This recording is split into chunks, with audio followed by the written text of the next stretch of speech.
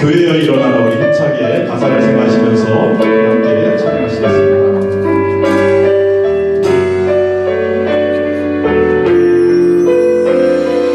우리를 향하신 주님의 음성이라고 생각하시고 우리 함께 찬양하겠습니다. 교회여 일어나라.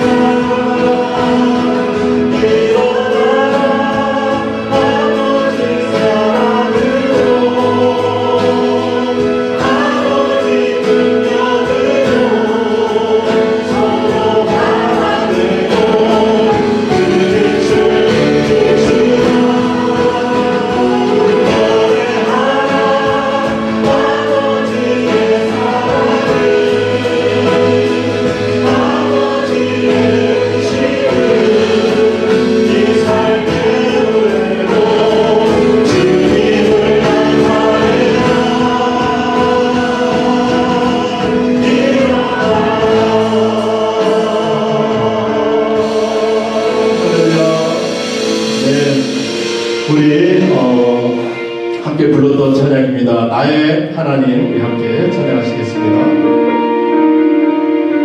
주와 함께 나눠드린 아픔과 통과하시길 바랍니다.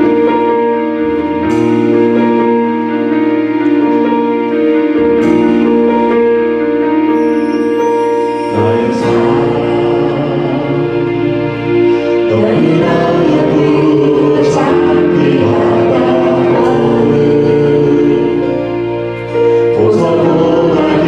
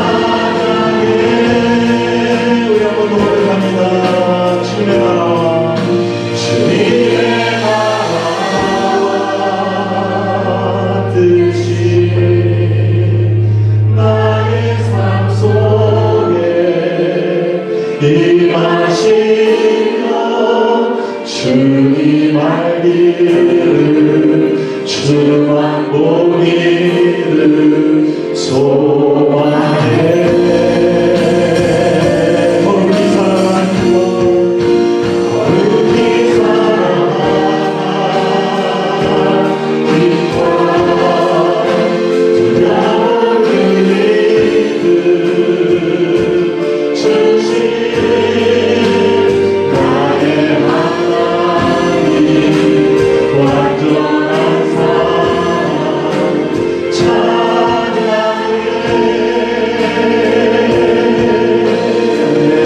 우리 모두 일어나셔서 나를 통하여 함께 찬양하시겠습니다.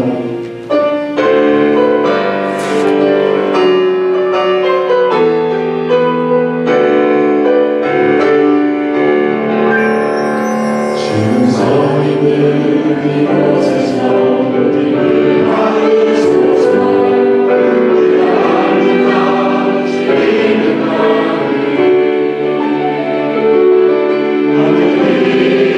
주의 높이 올리며 넓은 나라 주를 노래해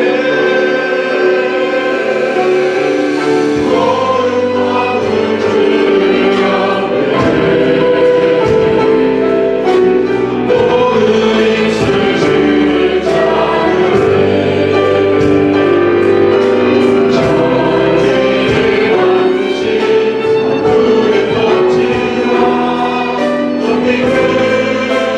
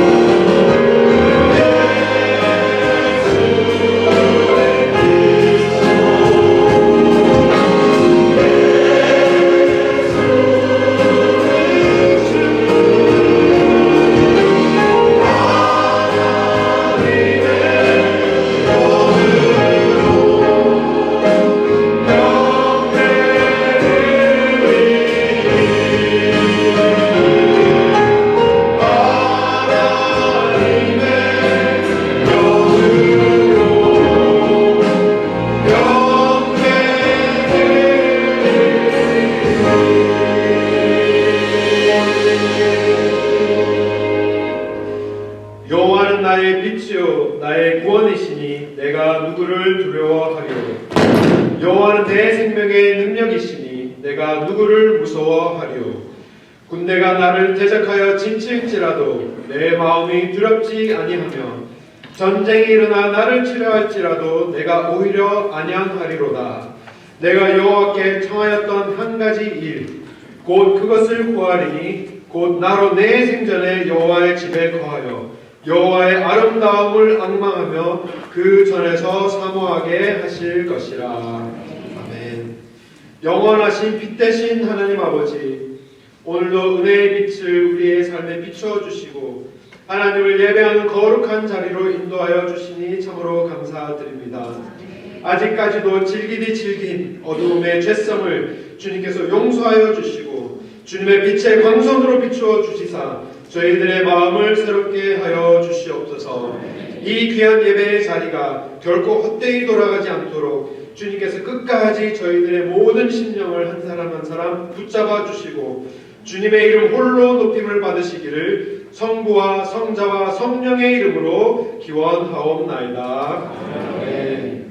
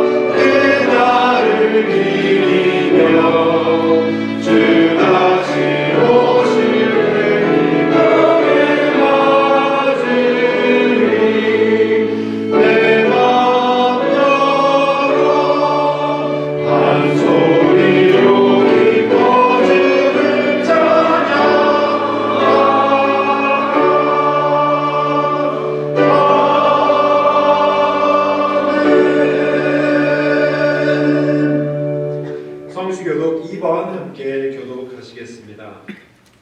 어찌하여 열방이 분노하며 민족들이 허사를 경영하는고 세상의 불황들이 나서며 왕원들이 서로 꾀하며 여호와와 그 기름받은 자를 대적하며 우리가 그 있는 것을 보고 그 결박을 버리자 하노라.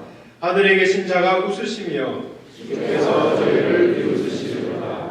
그때 분을 바라며 진노하사 저희를 놀래어 이르시기를 내가 나의 왕을 내 거룩한 산 시온에 세웠다 하시리로다. 내가 영을 전하노라. 여호와께서 내게 이르시되 너는 내 아들이라. 오늘날 내가 너를 낳았노라. 내게 구하라. 내가 열방을 유업으로 주리니 내 소유가 땅끝까지 이르리로다. 아멘. 우리 함께 사도신경으로 신앙 고백 드리겠습니다.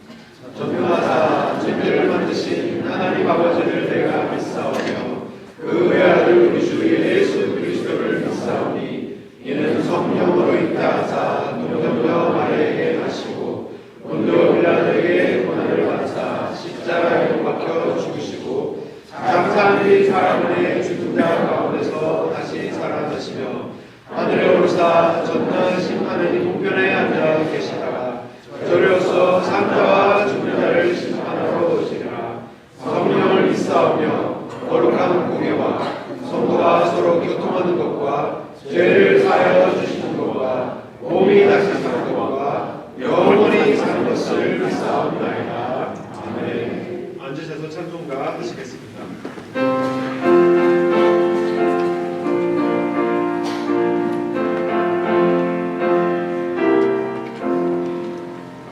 천지에 있는 이름을 위하고 높은 이름 다시 전에 지으신 우주의 이름 예수 주 앞에 내가 엎드려 그 이름 찬송하는 내 귀에 들린 말씀 중 귀하신 이름 예수 주 십자가에 달릴 때 명배에 쓰인 대로 저율의 이내 왕이요 온 우리 왕이시라 주 앞에 내가 엎드려 그 이름 찬송하는 내 귀에 들린 말씀 중 귀하신 이름 예수 지금도 살아계셔서 언제나 하시느니 나 같은 죄인 부르사 상소만 주시로다. 주 앞에 내가 엎드려 그 이름 찬송하는 내 귀에 들린 말씀 중 귀하신 이름 예수 주 예수께서 영원히 어제나 오늘이나 그 이름으로 우리의 장본을 내리신다. 주 앞에 내가 엎드려 그 이름 찬송하는 내 귀에 들린 말씀 중 귀하신 이름 예수.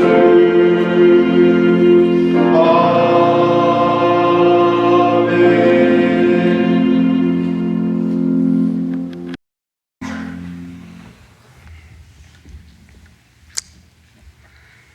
자비와 긍휼이 무궁하심으로 우리를 진멸하지 아니하시고 독생자 예수 그리스도를 이 땅에 보내주시어서 주님 우리의 죄를 위하여 이 땅에 희생제물로 오셔서 십자가에 달려 죽으심으로 저희들 다시 한번 주의 백성, 주의 자녀 삼아 주시어서 이 시간 저희들 그 은혜에 감격하여 아버지를 소리 높여 찬양하며 예배하기 위하여 이곳에 불러주신 은혜를 감사를 드립니다.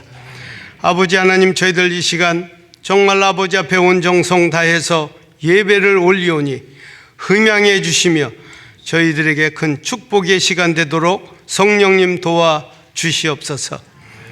아버지 하나님, 2025년도를 허락하셔서 한 달을 보내게 해주시고 2월 첫 주 이렇게 예배로 모이게 해주신 것 감사합니다. 지난 한 달을 돌이켜봅니다. 저희들 연초에 정말 올해만은 아버지 앞에 바로 살아보겠다고 여러 가지 다짐하며 서원했던 것 얼마나 실행하며 한 달을 살아왔는가 돌아보게 하시고 잘못된 것 있다면 다시 한번 저희들 마음 다짐하며 바로 살아갈 수 있도록 성령님 인도해 주시옵소서. 아버지 앞에 우리 형제들 간에 잘못한 것 있으면 이 시간 용서해 주시고 그러한 죄를 다시 짓지 않도록 저희들 도와 주시옵소서. 몸된 교회를 30년 전 이곳에 세우시고 지금까지 은혜로 이끌어 주신 하나님을 찬양합니다. 작년 말 한태일 목사님 은혜롭게 은퇴하게 도와주시고 우리 새로운 남지연 목사님 젊은 종을 보내주셔서 한 달을 이렇게 은혜롭게 이끌어 주신 하나님께 감사를 드립니다.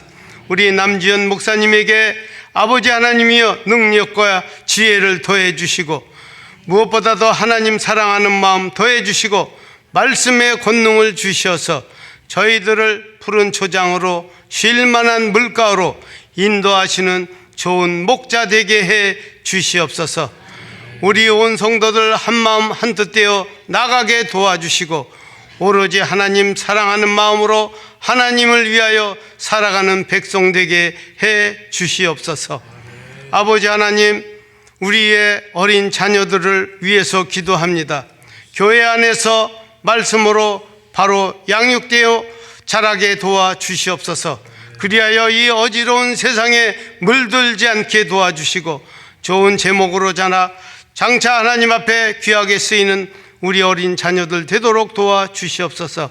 우리 젊은 집사님들과 젊은 종들을 위해서 기도합니다.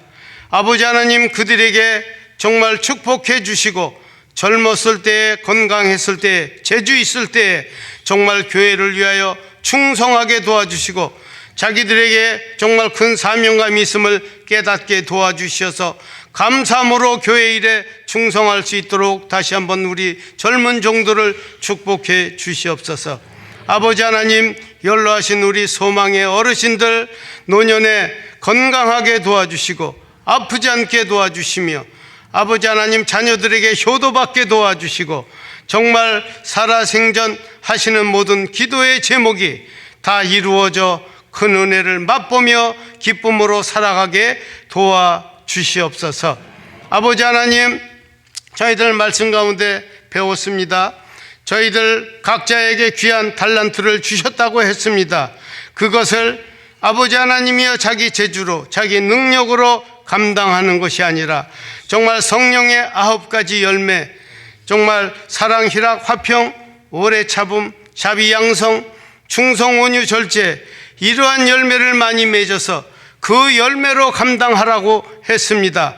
아버지 하나님, 올해 저희들 바로 살아서 이러한 열매를 많이 맺어 아버지 앞에 정말 우리 온전히 충성하며 나아가는 올 한 해가 되어서 우리 교회가 그게 부응하여 정말 이 지역사회 죽어져가는 심령들이 우리 교회를 통해서 구원받게 하여 주시옵소서. 많은 심령들이 상하여 헤매이고 있는 이때에 우리 교회가 정말 구원의 방주가 되어 그러한 모든 사람들이 우리 교회에 와서 치료받고 다시 한번 주의 백성으로 거듭나 살아갈 수 있는 교회 되게 축복해 주시옵소서. 아버지 하나님, 세상이 많이 어지럽습니다. 마지막 때가 다가옴을 우리 모두가 깨닫습니다. 정말 슬기로운 5 처녀가 기름 준비하여 신랑 오는 것을 기다린 것처럼 저희도 성령 충만하여 주님 오실 그것을 기다리며 살아가는 지혜로운 우리 모든 성도님들 될 수 있도록 축복해 주시옵소서. 아버지 하나님, 우리 교회가 다시 한번 또 세계 선교에 쓰임받는 교회 되게 도와주시고 이를 위하여 모두가 기도하며 준비하며 올해를 나갈 수 있도록 도와주시옵소서. 아버지 하나님, 이 시간 두고 온 조국을 위해서 기도합니다. 좌로 우로 갈리오 극심한 대치 가운데 싸우고 있습니다. 아버지 하나님, 저 백성들을 불쌍히 여겨주시고 도와주셔서 다시 한번 하나님의 백성으로 거듭나서 세계 선교에 쓰임받고 정말 저 북한 땅에도 복음이 다시 한번 들어가서 온 백성이 하나님을 찬양하고 나가는 귀한 백성으로 다시 거듭날 수 있도록 도와주시옵소서. 이 땅에도 새로운 대통령이 집권을 시작했습니다. 아버지 하나님, 잘하는 그 정책은 도와주시고 또 너무 강압적으로 잘못하는 것 있으면 고쳐주셔서 이 미국 백성들이 정말 청교도 정신으로 다시 거듭나서 온전히 하나님만 바라고 나가는 귀한 나라가 될 수 있도록 사용하여 주시옵소서. 아버지 하나님, 주의 종 한 주간 기도하시며 말씀 준비하셔서 이 시간 선포하실 때 성령님 강하게 역사해 주셔서 그 말씀으로 인하여 우리 심령이 뜨거워지게 도와주시고 말씀으로 살겠다는 결단하는 귀한 시간 되도록 축복해 주시옵소서.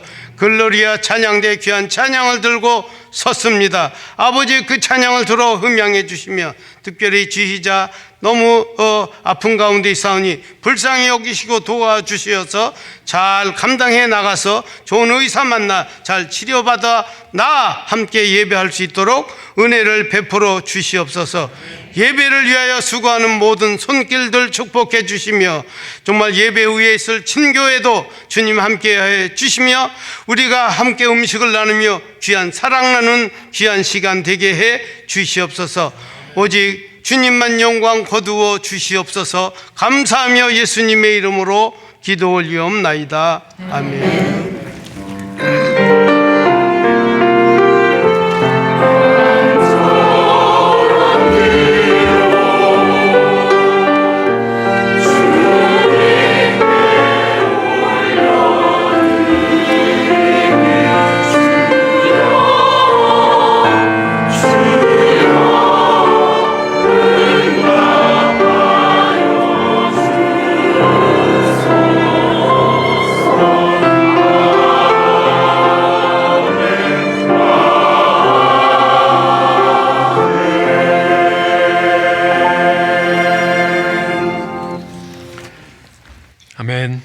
오늘 함께 묵상하실 말씀은 마가복음 9장 말씀입니다.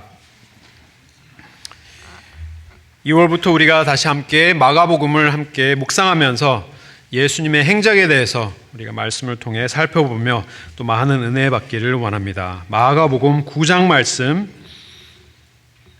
1절에서 13절까지 말씀 우리 함께 교독하시겠습니다. 마가복음 9장 1절에서 13절입니다. 제가 먼저 읽겠습니다. 또 저에게 이르시되 내가 진실로 너에게 이르노니 여기 섰는 사람 중에 죽기 전에 하나님의 나라가 권능으로 임하는 것을 볼 자들도 있느니라 하시니라. 엿새 후에 예수께서 베드로와 야고보와 요한을 데리시고 따로 높은 산에 올라가셨더니 저희 앞에 번영되사 그 옷이 광채가 나며 세상에서 빨래하는 자가 그렇게 희게 할 수 없을 만큼 심히 희어졌더라. 이에 엘리야가 모세와 함께 저희에게 나타나 예수로 더불어 말씀하거늘 베드로가 예수께 고하되 랍비여 우리가 여기 있는 것이 좋사오니 우리가 초막 셋을 짓되 하나는 주를 위하여 하나는 모세를 위하여 하나는 엘리야를 위하여 하시나이다 하니 저가 무슨 말을 하는지 알지 못함이더라. 마치 구름이 와서 저희를 덮으며 구름 속에서 소리가 나되 이는 내 사랑하는 아들이니 너희는 저의 말을 들으라 하는지라. 문득 둘러보니 아무도 보이지 아니하고 오직 예수와 자기들 뿐이었더라. 저희가 산에서 내려올 때 예수께서 경계하시되 인자가 죽은 자 가운데서 살아날 때까지 본 것을 아무에게도 이르지 말라 하시니 저희가 이 말씀을 마음에 두며 서로 문의하되 죽은 자 가운데서 살아나는 것이 무엇일까 하고 이에 예수께 묻자와 가로되 어찌하여 서기관들이 엘리야가 먼저 와야 하리라 하나이까 가라사대 엘리야가 과연 먼저 와서 모든 것을 회복하거니와 어찌 인자에 대하여 기록하기를 많은 고난을 받고 멸시를 당하리라 하였느냐. 함께 읽겠습니다. 그러나 내가 너에게 이르노니 엘리야가 왔으되 그때와 같이 사람들이 임의로 대우하였느니라 하시니라. 아멘.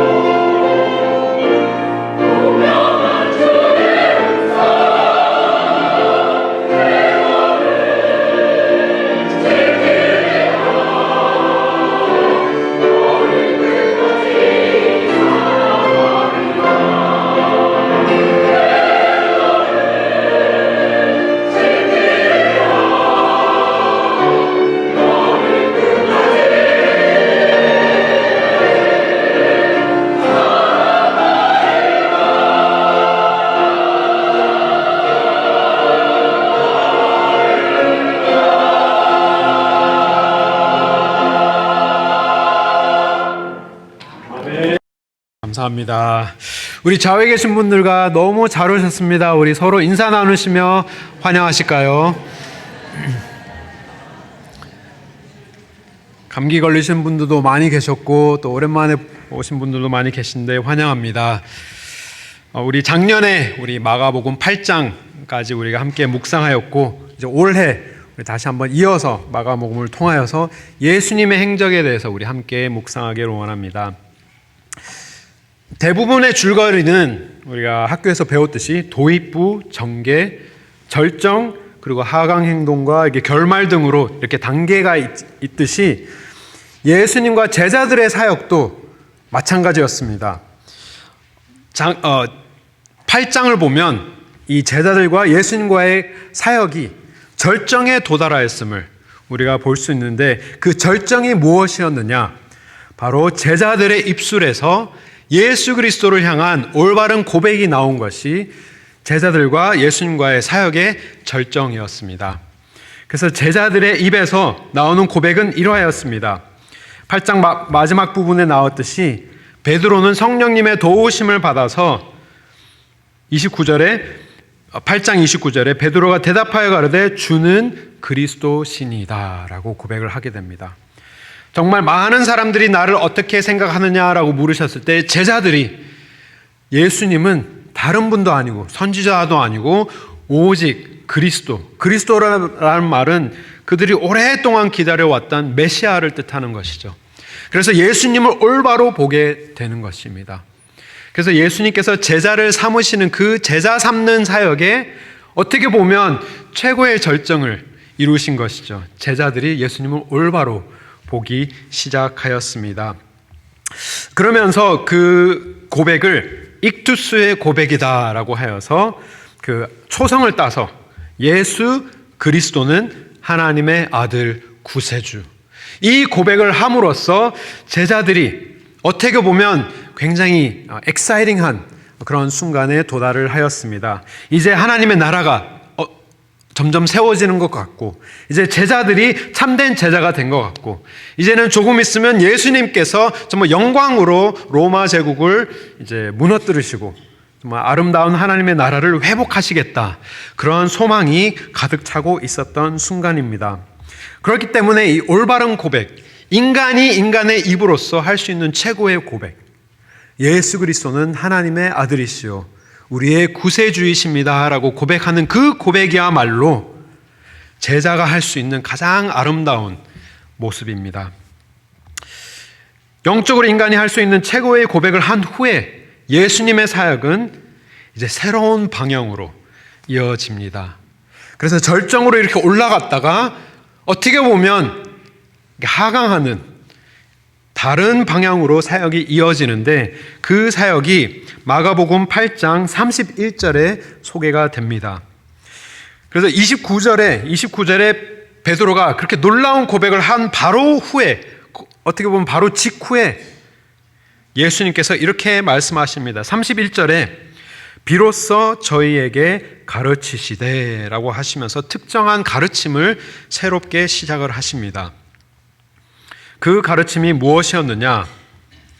마태복음 16장 21절에 조금 더 자세하게 나오는데요. 이렇게 얘기합니다. 마태복음 16장 21절은 이때로부터 예수 그리스도께서 자기가 예루살렘에 올라가 장로들과 대제사장과 서기관들에게 많은 고난을 받고 죽임을 당하고 제3일에 살아나야 할 것을 제자들에게 비로소 가르치니라 라고 얘기하시면서 가장 절정에 도달했을 때 인간의 입으로 가장 아름다운 고백을 할 수 있었던 그 순간에 예수님께서 이때부터 새롭게 가르치시는 것이 있었는데 그것은 바로 무엇이었나요?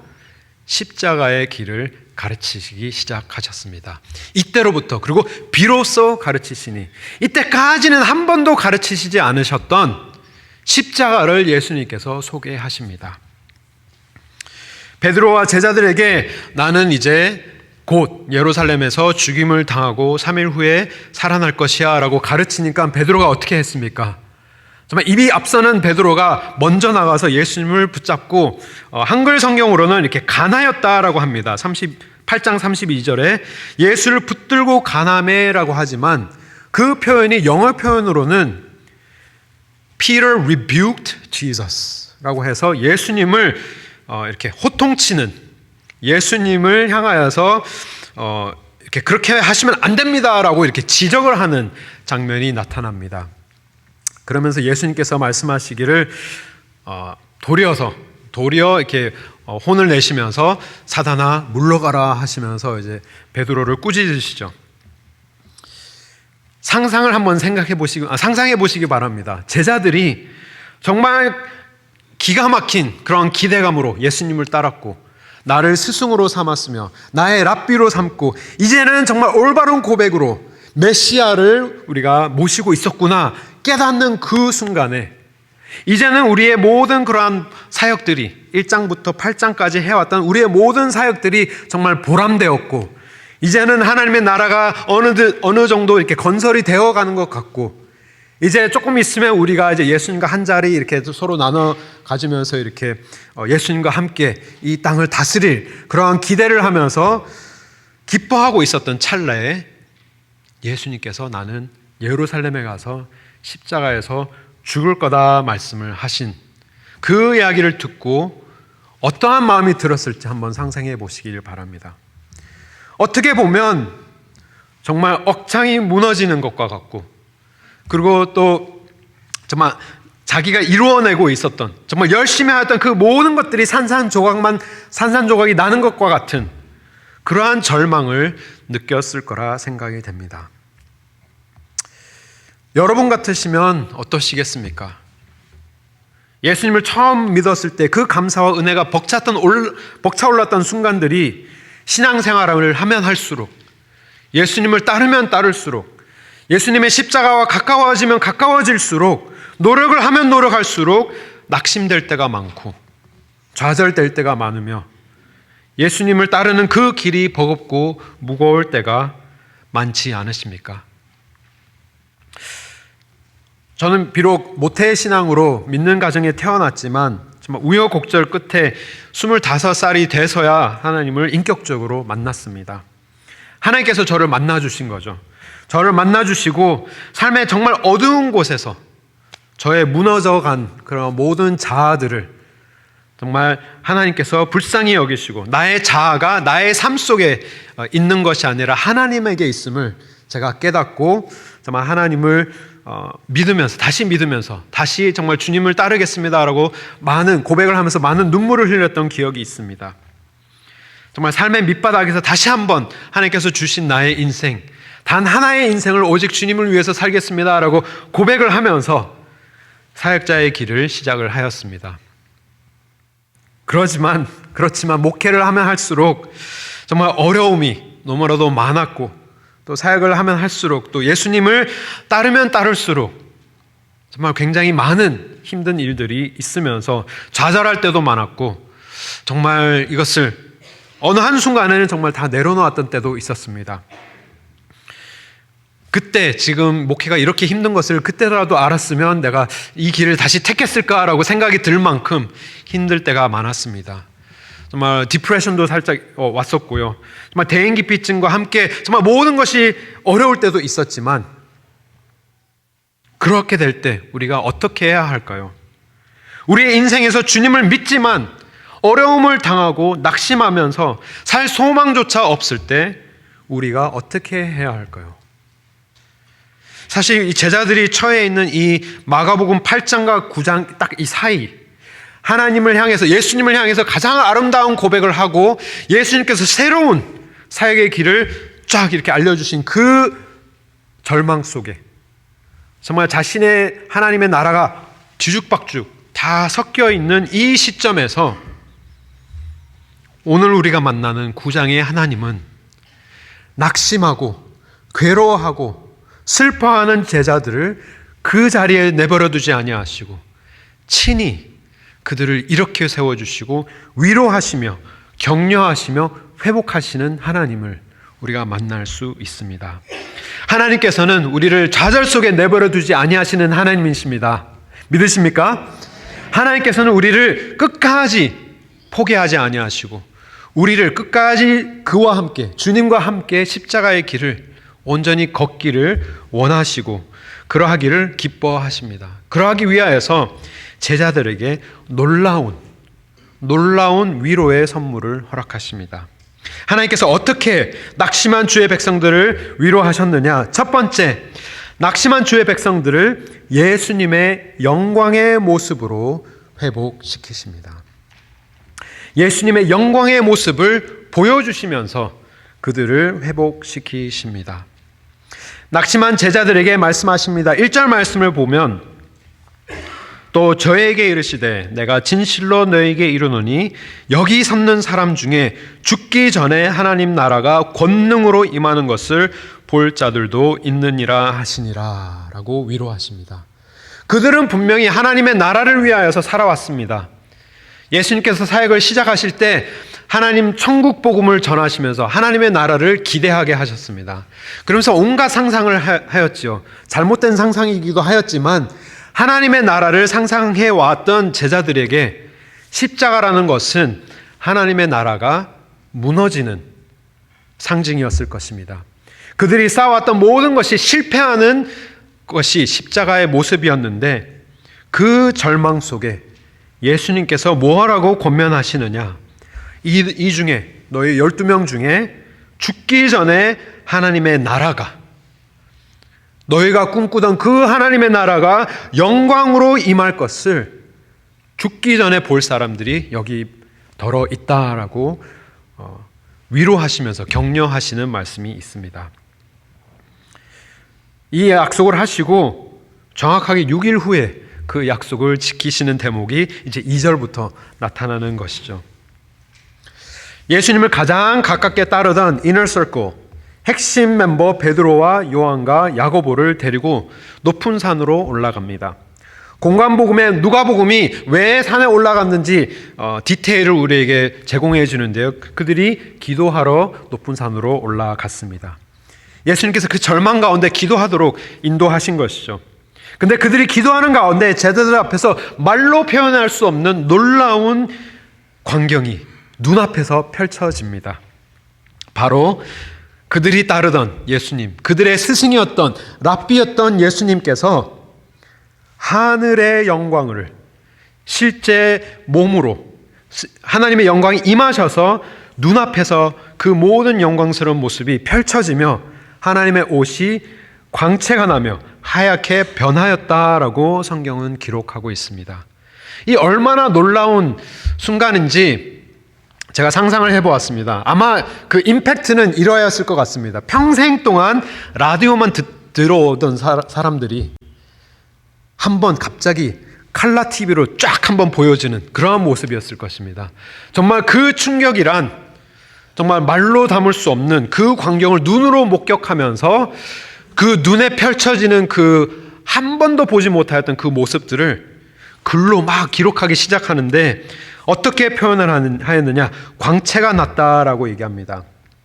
NIV 성경은 그 모습을 dazzling white, dazzling이라는 표현은 이렇게 반짝반짝 빛이 나는 그 모습이고요. ESV는 radiant, 그래서 몸에서 빛이 발산하는 그러한 모습이며 intensely white, 예수님의 옷이 하얗게 변했는데 얼마나 하얘졌냐? 강렬하게 하얗게 변했다.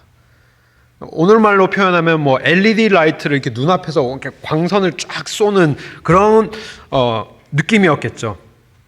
근데 그 순간에 막 그 표현들을 그 눈에 펼쳐지는 것들을 막 글로 표현을 하는데 세상 실망스러운 표현으로 표현을 하는데 뭐라고 표현을 하느냐?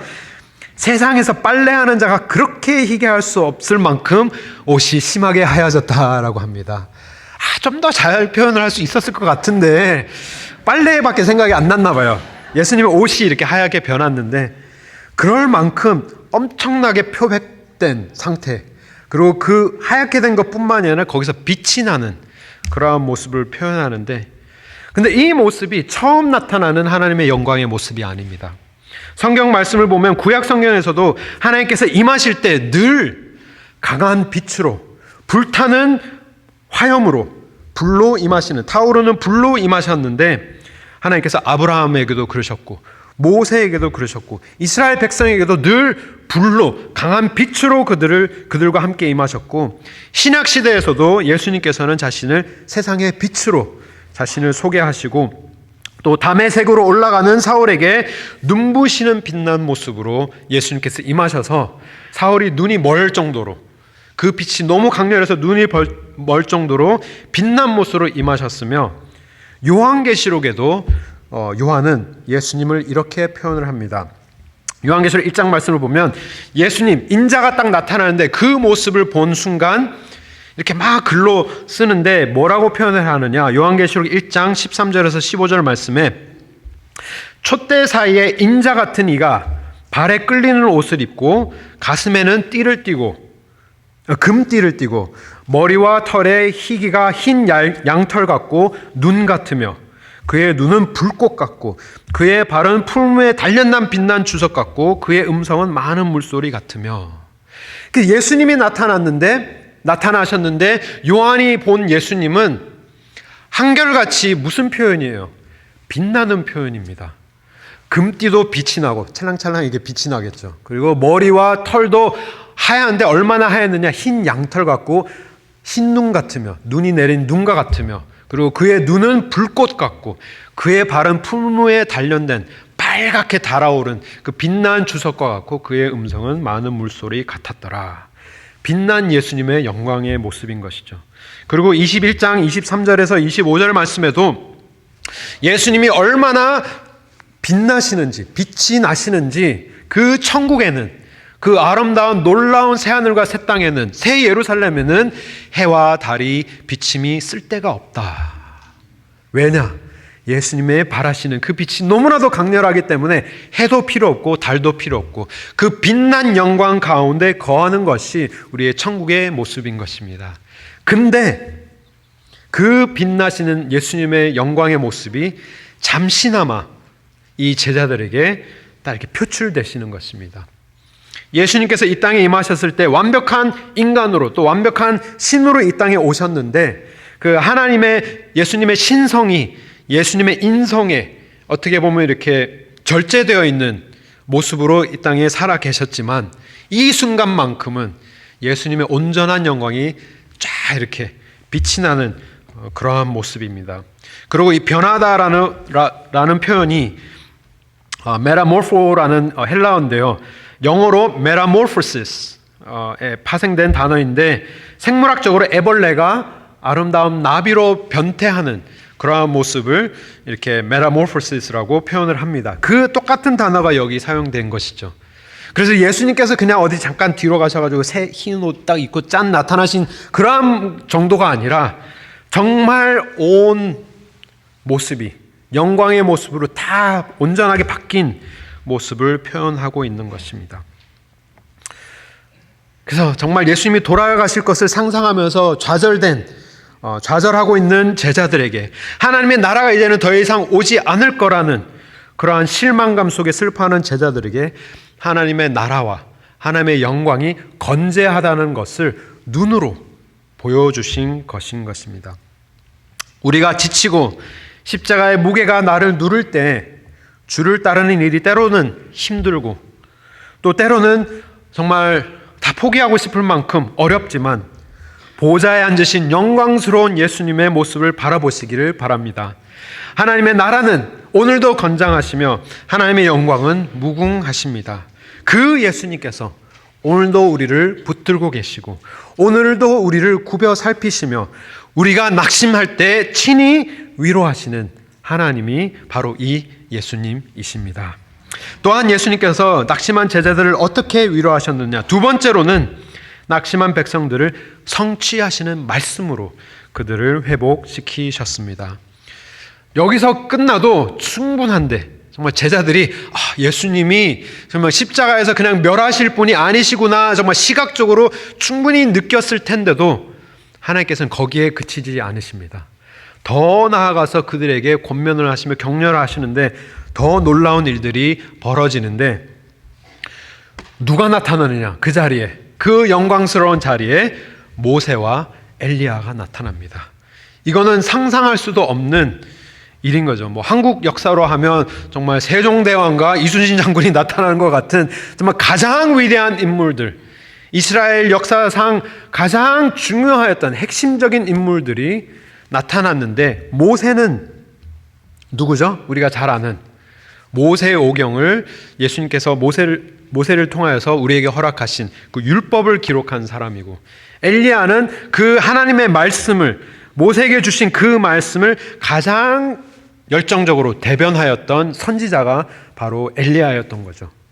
그래서 그 순간에 모세와 엘리야가 함께 하였다는 것은 그들이, 제자들이 믿고 따르던 하나님의 모든 말씀, 율법의 말씀과 율법의 말씀을 상징하는 모세와 또 선지자의 모든 말씀들을 상징하는 엘리야가 그 자리에 나타나서 하나님께서 보내신 거죠. 파송하셔가지고 그 순간에 나타나게 하시면서 대화하였다라고 합니다.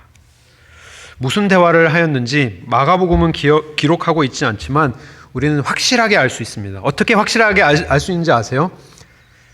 누가복음에 나오거든요. 누가복음을 보면 이렇게 무슨 대화를 했는지 나타납니다. 누가복음 9장 30절에서 31절 말씀, 우리 함께 한 목소리 읽겠습니다. 시작. 문득 두 사람이 예수와 함께 말하니 이는 모세와 엘리야라. 영광 중에 나타나서 장차 예수께서 예루살렘에서 별세하실 것을 말씀할세. 아멘. 제자들이 모세가 어떻게 생겼는지, 엘리야가 어떻게 생겼는지 당연히 모르죠. 그죠? 세종대왕과 이순신이 지금 딱 평상복을 입고 나타나면 아무도 모를 거예요. 하지만 그들이 어떻게 알 수 있었느냐? 그 대화 속에, 예수님과 함께 하는 대화 속에 호칭에서 확실한 그런 증거를 얻었겠죠. 모세 그동안 잘 있었니? 엘리야 그동안 잘 있었니? 하면서 이렇게 대화하시면서 제자들이 분명히 모세구나, 분명히 엘리야구나 확실히 알 수 있었는데, 더 중요한 것은 그 대화의 내용이었습니다. 하나님의 나라의 영광에 대한 것도 아니며 또 인간에 대한 것도 아니고 그 어떠한 것도 아닌 무엇에 대해서 대화를 나누셨느냐? 뭐죠? 예루살렘에서 예수님께서 어떻게 돌아가실 것에 대해서 얘기를 하고 있었습니다. 그 말은 무엇이냐?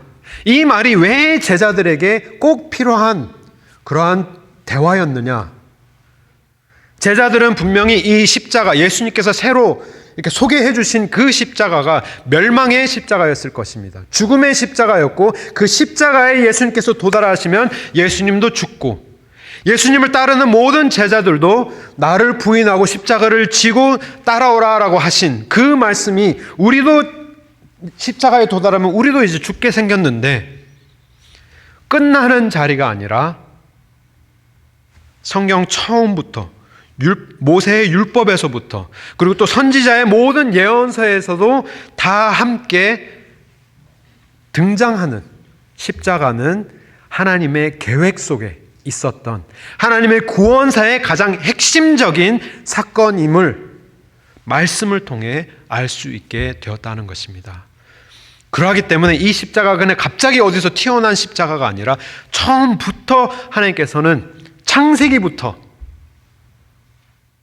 뱀의 자식이 여인의 자식의 발꿈치를 무는 그 순간부터 지금까지, 마가복음 8장까지의 모든 순간이 사고가 아니고 우연이 아니라 다 하나님의 주권 아래 계획하심 속에 가장 중요한 순간으로, 어떻게 보면 가장 중심된 사건이 이 십자가인 것을 깨닫게 되는 순간인 것입니다.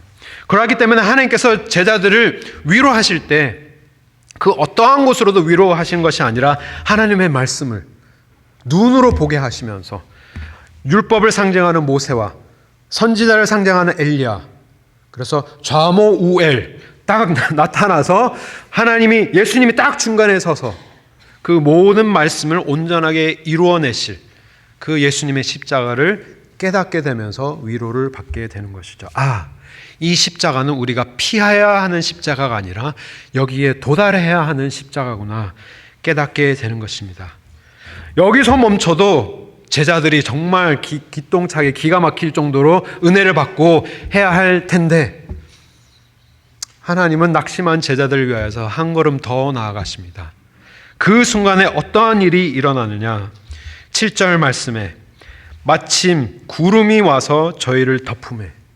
구름도 우리가 언제 구름이 났는지 잘 아시죠? 구약 성경을 봐도 구름은 하나님의 인자하심을 나타내는 모습입니다. 구름이 임하셔서 저희를 덮고 구름 속에서 소리가 나되 뭐라고 말씀하십니까? 이는 내 사랑하는 아들이니 너희는 저의 말을 들으라 하는지라.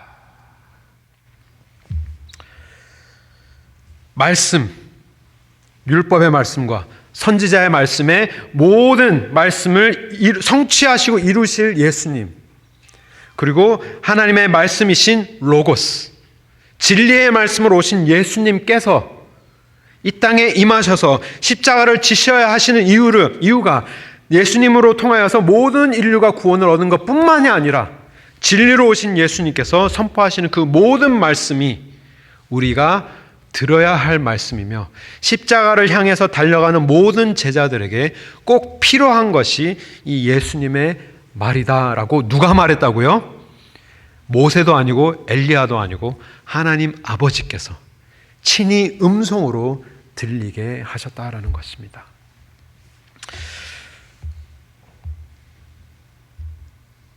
한번 저는 이 말씀을 준비하면서 이번에 좀 새롭게 느꼈습니다.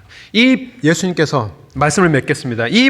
예수님께서 변화하신 이 순간이 누구를 위한 변화였을까? 이때까지는 그냥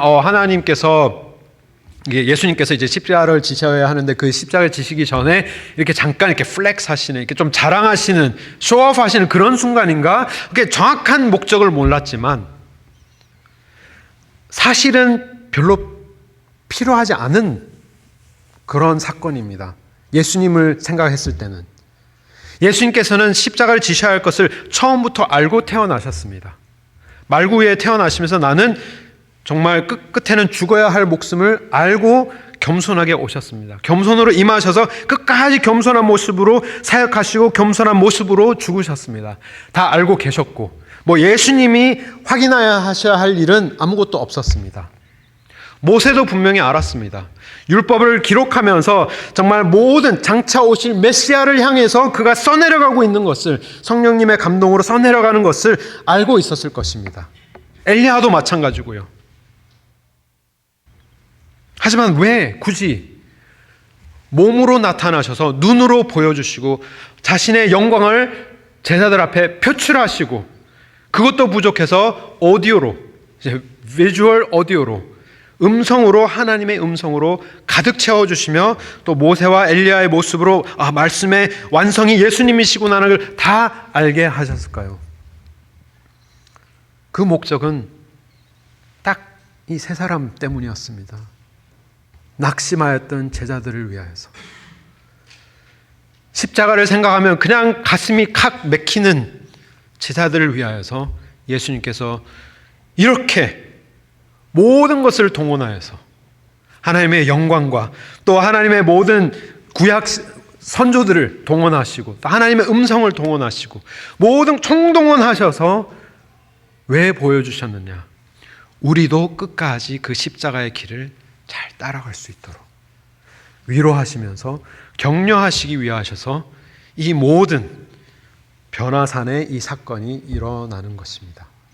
근데도 그 순간마저도 베드로는 내려가기 싫어서, 내려가면 예루살렘으로 향해 가기 때문에 뭐라고 합니까? 여기 그냥 남아있게 해주세요.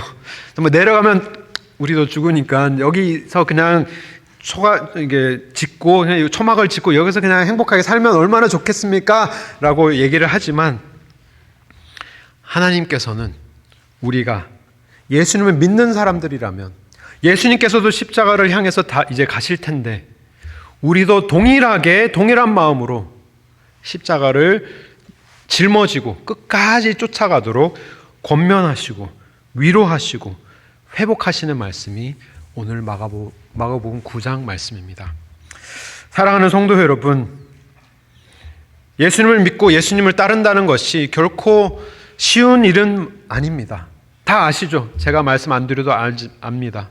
세상이 비난할 수도 있고 세상이 조롱할 수도 있고 내가 이만큼 호화롭게 살 수 있지만 정말 눈치 보여서 그렇게 막 못 쓰고 정말 시간 많이 나를 위해서 쓸 수 있지만 정말 많은 시간을 교회에 투자해야 하고 정말 나를 위해서 이만큼 쓸 수 있는 돈도 있지만 정말 헌금해야 된다고 막 이렇게 헌금도 하고 어떻게 보면 손해보는 길이 예수님을 따르고 예수님을 믿는 길이라고 느낄 수가 있습니다. 심지어는 더 깊이 들어가서 정말 영적으로 우리가 성숙한 사람들마저도 서로의 짐을 짊어지는 것이 정말 이 교회의 정말 하나됨을 위하여서 우리가 하나되게 힘써야 하는데 그 모든 사역들이 사실은 굉장히 힘이 듭니다. 지치고 포기하고 싶고 십자가는 안 지고 싶은 게 우리의 인간의 본성이지만 예수님께서 우리에게 보여주시는 것, 이 십자가의 길은 곧 영광의 길임을 우리에게 보여주고 계십니다. 내가 이러한 모습이기 때문에 십자가의 나의 모습만 생각하지 말아라. 십자가 이후에 있는 나의 영광의 모습을 기억하도록 눈앞에 보여주시는 것입니다. 하나님의 나라가 십자가로 다 죽는 것이 아니라 나 남지연의 삶이 십자가로 그냥 다 없어지는 것이 아니라 하나님의 나라에 아직까지도 정말 굳건히 서 있는 하나님의 나라의 일원이 되는 그 빛나는 그 영광에 합류하는 그 기쁨을 하나님께서 미리 영화의 예고편과 같이 보여주시면서 이 길이 눈에 보이는 모습은 십자가의 길일지 몰라도 그 뒷모습은 영광의 길임을, 영광의 삶임을, 기쁨의 삶임을, 그 어떠한 삶보다 아름답고 값진 삶임을 우리에게 보여주고 계십니다. 사랑하는 성도 여러분, 그 빛나는 주님의 옷자락을 붙들면서 우리가 동행하기를 원합니다. 그 새하얗게 빛나는 그 옷자락이 십자가에서 예수님의 피로 다 발갛게 물들어서 뚝뚝뚝뚝 피가 흐르는 옷자락으로 변할 때까지 우리가 그 빛나는 예수님의 옷자락을 기억하면서 앞이 보이지 않더라도 예수님 옷자락만 붙들고 어쨌거나 따라간다면 우리 또한 십자가에 도달하여서 하나님 앞에 영광스러운 모습으로 하나님 앞에 영광 안에서 빛나는 영광 안에서 하나님을 예배하며 찬양할 수 있게 되기를 주님의 이름으로 축원합니다. 우리 말씀을 생각하시면서 우리 함께 잠깐 기도드리기를 원합니다. 하나님 아버지, 내가 신앙생활하는 가운데 얼마나 낙심하며 얼마나 힘들고 지친 모습으로 할 수 없어서 어쩔 수 없어서 정말 고된 마음으로 신앙생활했던 것 주님 아버지 용서하여 주시고 이제는 힘들 때마다 눈을 들어 빛나는 예수 그리스도의 영광을 바라보게 하시고 힘들 때마다 귀를 열어 하나님의 음성을 듣게 하시며 모든 것을 완성하신 예수 그리스도의 옷자락을 붙잡고 흰 옷자락을 붙들고 끝까지 신실하게 십자가의 길을 걷게 하여 주시옵소서. 우리 함께 잠깐 기도드리겠습니다. 하나님 아버지, 참으로 감사드립니다. 주님 아버지, 저희들은 너무나도 부족하여서 아버지 하나님, 저희들은 낙심할 때가 너무나도 많고 아버지 하나님, 저희들이 무너질 때가 너무나도 많고 아버지 하나님, 포기하고 싶을 때가 너무나도 많음을 이 시간 고백합니다. 아버지 하나님, 그럴 때마다 우리에게 눈앞에서 보여주신 하나님의 빛난 영광을 바라보게 하시고 오늘도 보좌 위에 앉으셔서 다스리시는 예수 그리스도의 빛을 우리가 바라보게 하시고 그 빛난 예수 그리스도의 옷자락을 붙들고 끝까지 동행하여서 십자가에 도달하는 신실한 주의 제자들이 되게 하여 주시옵소서. 신실한 주의 아들 딸들 되게 하시며 십자가에 도달하여서 거기서 그치는 것이 아니라 십자가 뒤에 있는 예수 그리스도의 빛난 영광에 함께 동참하는 우리 모두가 되게 하여 주시옵소서. 아버지, 참으로 감사드립니다. 하나님 아버지, 참으로 감사드립니다. 오늘 말씀을 통하여 얼마나 하나님께서 우리를 하나님의 십자가의 길을 함께 걸어가기를 원하시는지 그 마음을 우리에게 보여주시니 참으로 감사드립니다.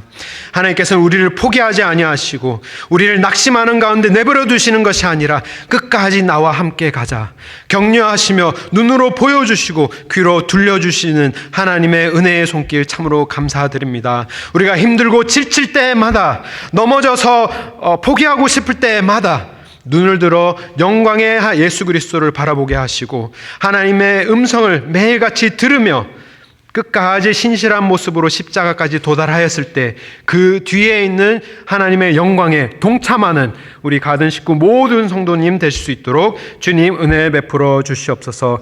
예수 그리스도의 이름으로 기도드립니다. 아멘. 우리 말씀을 생각하시면서 찬송가 87장 찬양하시겠습니다.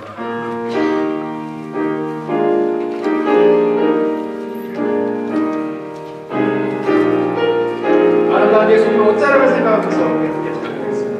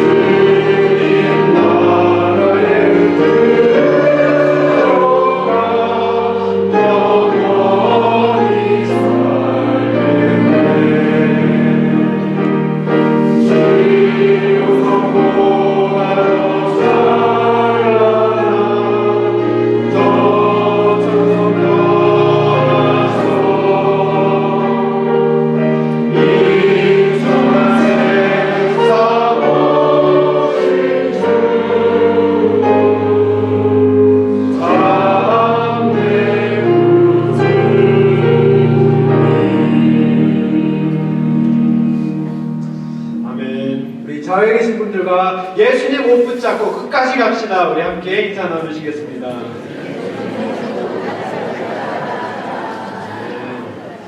우리 잠깐 광고 드리겠습니다.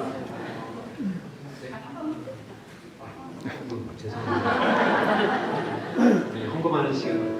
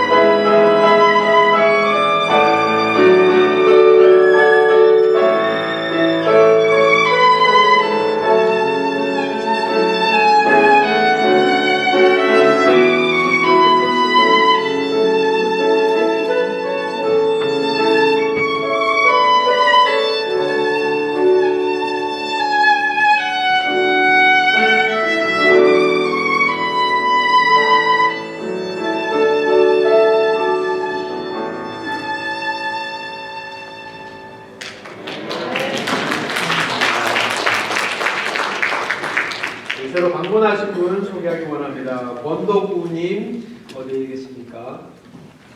네, 잠깐 일어서 주시면 우리 환영하겠습니다. 감사합니다.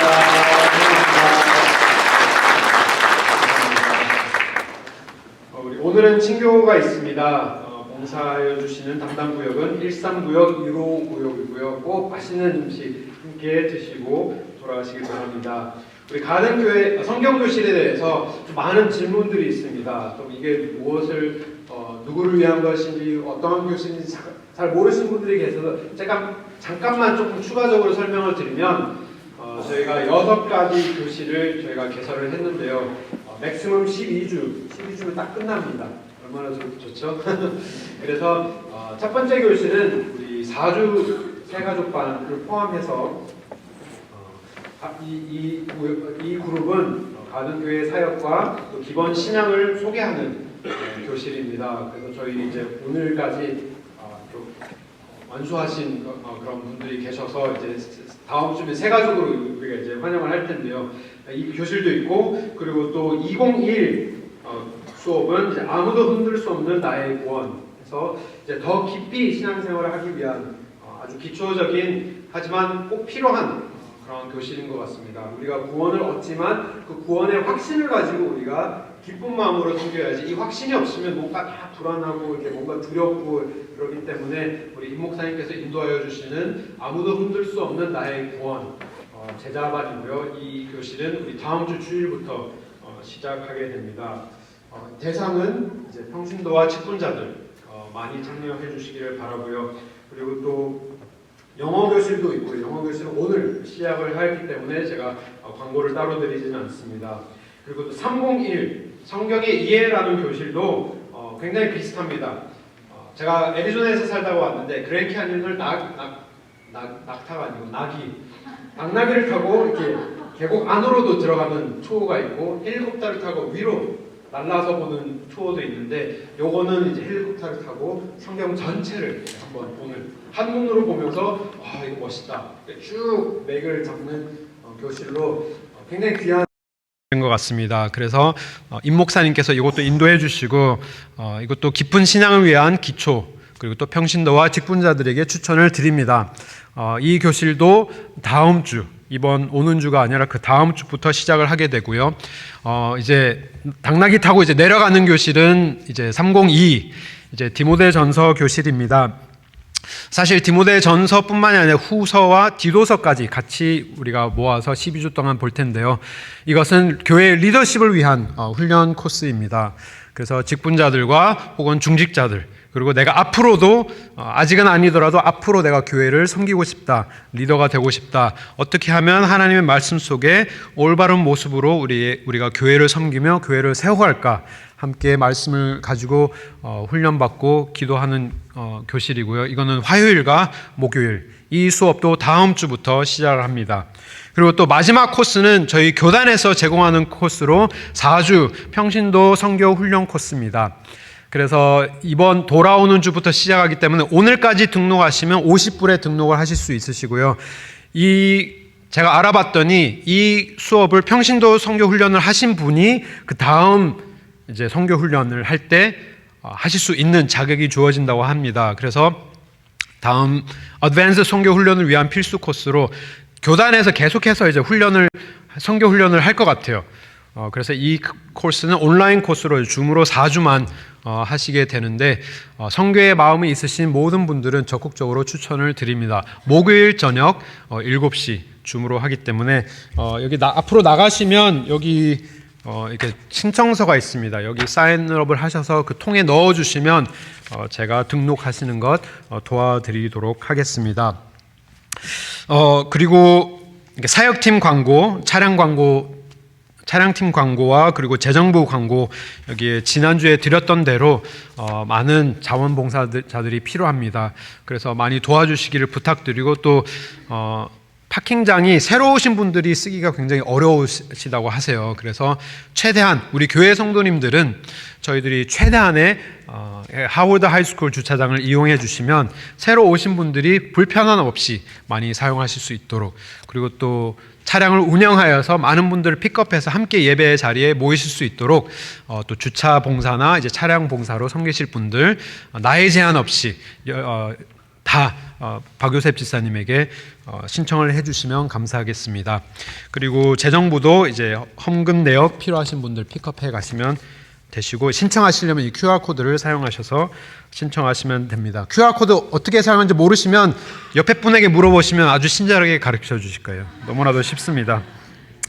오는 수요일은 우리가 전체 기도회로 모이며 다음 주일은 이제 재직회 1사분기 재직회로 저희 모이게 됩니다. 특별 교우 소식이 있습니다. 주중에 이제 미끄러지셔서 팔목에 금이 가신 우리 강복래 집사님 계시고요. 또 우리 문태원 지휘자님께서 몸이 많이 편찮으셔가지고 이번 주에 아예 못 나오게 되셨는데, 내일 이제 벌티모 병원에 가서 이제 진료받고 치료받게 되시는데 위에서 꼭 많이 기도해 주시기를 부탁드립니다. 그리고 우리 1년 동안 우리 사랑으로 같이 신앙생활을 왔던 정광희 집사님께서 좋은 소식으로 이제 취업이 되셔서 그 한 달간 비자갱신을 위해서 한국을 다녀오시게 됩니다. 저희가 많은 기도를 했고 또 하나님께서 선하게 인도해 주셨는데 한 달 동안 한국 잘 다녀오실 수 있도록 함께 기도해 주시면 감사하겠습니다.